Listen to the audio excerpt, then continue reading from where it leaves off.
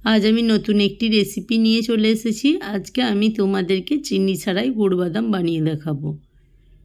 এই বাদামটি একবার খেলেই বুঝতে পারবে যে কতটা টেস্টি হয়েছে বাড়িতে বানিয়ে। দোকানের থেকেও এত মজার হয় এই গুড় বাদামটি, খেয়ে একেবারে অবাক হয়ে যাবে। তাই বন্ধুরা ভিডিওটি টান না দিয়ে দেখতে থাকো, দেখবে তোমাদের খুব ভালো লাগবে। আসসালামু আলাইকুম। নতুন একটি পর্ব দেখার জন্য সকলকে স্বাগতম। আর এতটাই মুচমুচে হয়েছে, একদম না দেখলে বুঝতেই পারবে না। তাই বলবো পুরো ভিডিওতে টান না দিয়ে দেখতে থাকো।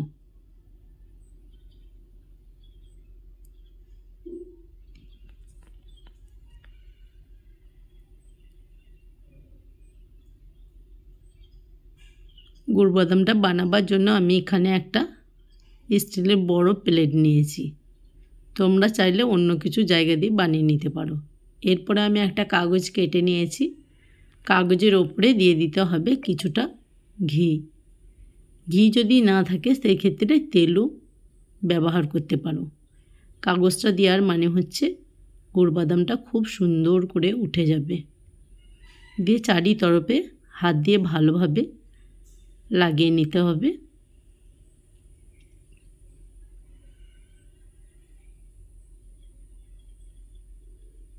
এরপরে আমি এখানে নিয়েছি চিনে বাদাম। বাদামটা আমি দোকান থেকেই খোসা ছাড়ানো বাদাম নিয়ে এসেছি। তা বর্ষাকাল তো, তা বাদামটা দেখছি একটু নিয়ানো হয়ে গেছে, খেতে ভালো লাগছে না। আর নিয়েছি আমি যে বাটির মাপে নিয়েছিলাম বাদাম, ওই বাটির মাপ করে হাফ বাটি নিয়েছি চিনি। এরপরে ওভেনের মধ্যে একটা কড়াই বসিয়ে দিয়েছি। কড়াইটাকে খুব ভালো করে গরম করে নিতে হবে। এরপরে বাদামটাকে দিয়ে আমি হালকা ভেজে নেব। কেননা বাদামটা আমার নিয়মনো, তাই ভেজে নিচ্ছি। তোমরা যদি দেখো যে বাদামটা খুবই কড়কড়ে পাড়ায় আছে, তাহলে ভাজার কোনো দরকারই নেই। আমি জাস্ট একটু হালকা টেলে নেব।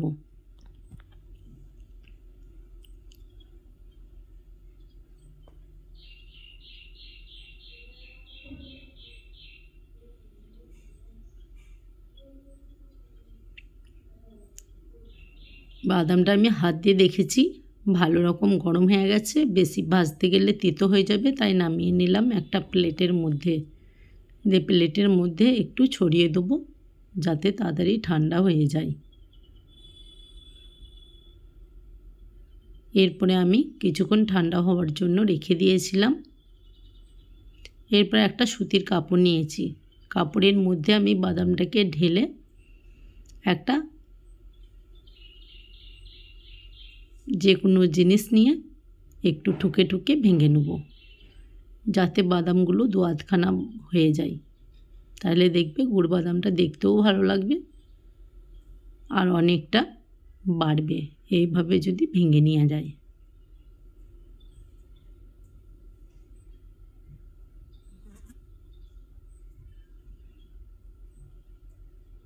একটা দুটো গোটা থেকে গেছে, তাই আমি একটু হাত দিয়েও ছাড়িয়ে নিলাম।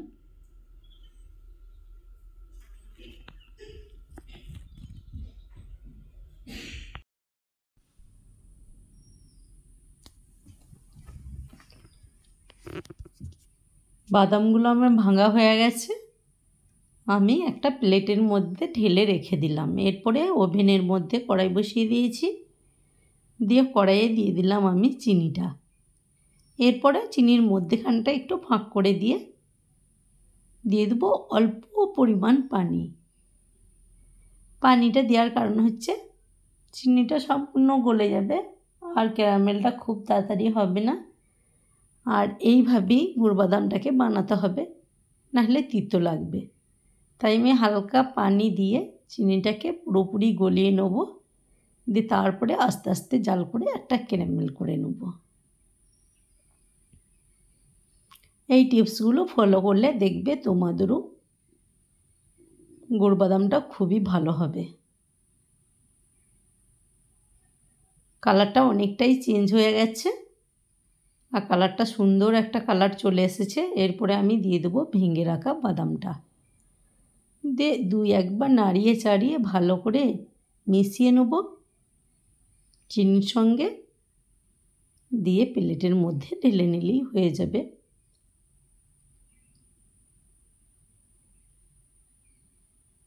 মেশানো হয়ে গেছে, আর মেশানোর সঙ্গে সঙ্গেই কিন্তু প্লেটে ঢেলে নিতে হবে। মাত্র হাতে গোনা 2 মিনিটের মধ্যেই হয়ে যাবে গুড় বাদামটা। আর 2টি উপকরণ দিয়ে গুড় বাদামটা খুব সহজেই হয়ে যায়। আর তুমি এখানে যদি 75 টাকা খরচা করো, তাহলে সেই ক্ষেত্রে দেখবে তোমার 150 টাকার গুড় বাদাম বানিয়ে ফেলেছ। তাই বাজার থেকে না কিনে বাসায় একবার বানিয়ে দেখো না বন্ধুরা। রেসিপিটা এতটাই সহজ, আর কোনো দিন বাজার থেকে কিনেই খাবে না। এতটা মজার হয় এই গুড় বাদাম বাড়িতে বানালে।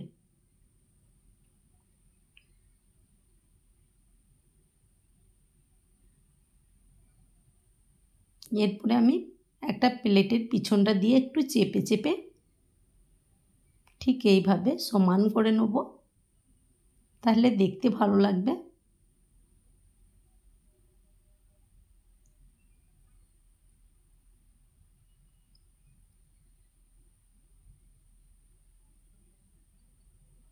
এরপরে আমি কিছুক্ষণ ঠান্ডা করার জন্য রেখে দেবো। পুরোপুরি ঠান্ডা করছি না আমি, কারণ হালকা গরম থাকতে থাকতেই পিসটা করে নিতে হবে, তাহলে খুব সুন্দর পিস হবে। একটা চাকুর সাহায্যে পিসটা আমি করে নিচ্ছি।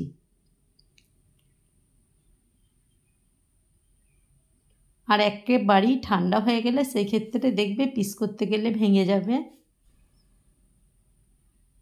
পিসগুলো ভালো হবে না।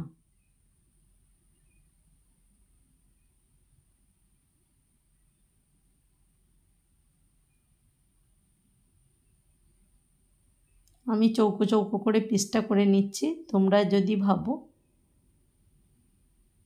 যেরকম 3 কোনা করেও করে নিতে পারো, দেখতে ভালো লাগলেই হচ্ছে।